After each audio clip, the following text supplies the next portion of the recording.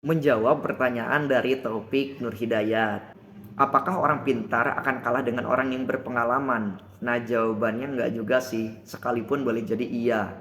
Manusia akan kalah justru bukan karena serangan orang lain, tapi karena polanya sendiri. Ada 5 hal yang melatar belakangi itu. Yang pertama, merasa cukup puas dengan apa yang didapatkan. Jadi dia punya mental stuck. Akhirnya nggak mau belajar lagi, nggak mau mencoba hal yang baru, nggak mau berinovasi lagi.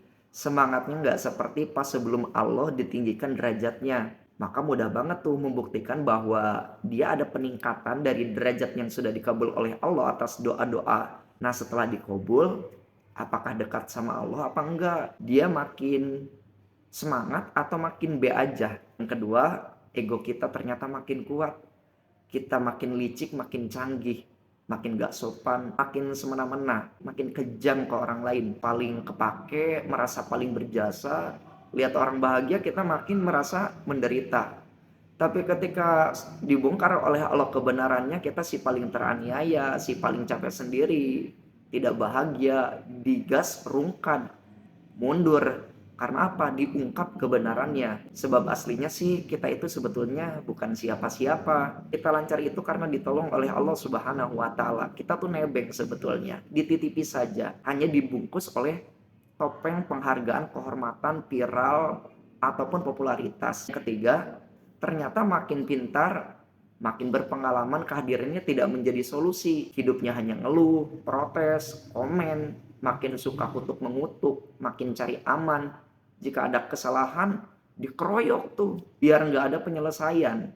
Tidak menjadikan perbedaan ini sebagai rahmat, senang memanfaatkan orang lain, tidak meninggikan mutu pada dirinya atau tidak beradab. Yang keempat, kontrol diri jadi susah, temperamenan, diajak sholat malah milih slot, diajak zikir malah mangkir, gayanya licin seperti belut kebal hukum, sekalinya ditolong seperti anjing kejepit, nggak ada efek jeraknya. Kelima, merasa paling elitis, merasa paling resah kalau orang lain maju, berdiri, kokoh, berkembang, sebab ada rasa tidak suka, kedengkian di dalam hatinya.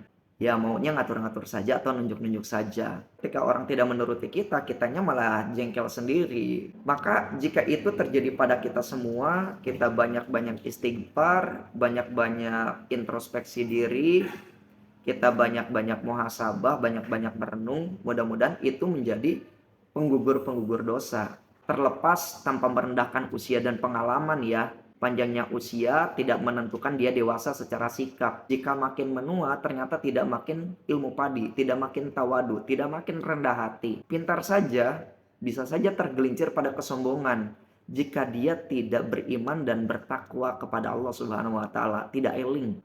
Jadi makin tambah ilmu, makin pengalaman, harusnya makin bermanfaat. Bukan makin bodoh amatan, tidak peduli sekitar, tergelincir kepada kelicikan pikiran sendiri. Menangnya orang pintar dan menangnya orang berpengalaman itu saat dia bisa mengendalikan diri. Sebab jika kita menjadi contoh kebenaran bagi orang lain, itu bisa jadi dakwah indahnya Islam yang rahmatan lil alamin. Jadi pintar dan berpengalaman harus membuat kita soleh. Ya soleh itu jalan kita menjadi mengenal Allah. Jalan orang lain jadi mengenal Allah. Ketika manusia tidak ada kemelekatan di dalam hatinya, kecuali mengikuti maunya Allah, bukan hawa nafsu sesaat, maka kemenangan ada di hadapan mata.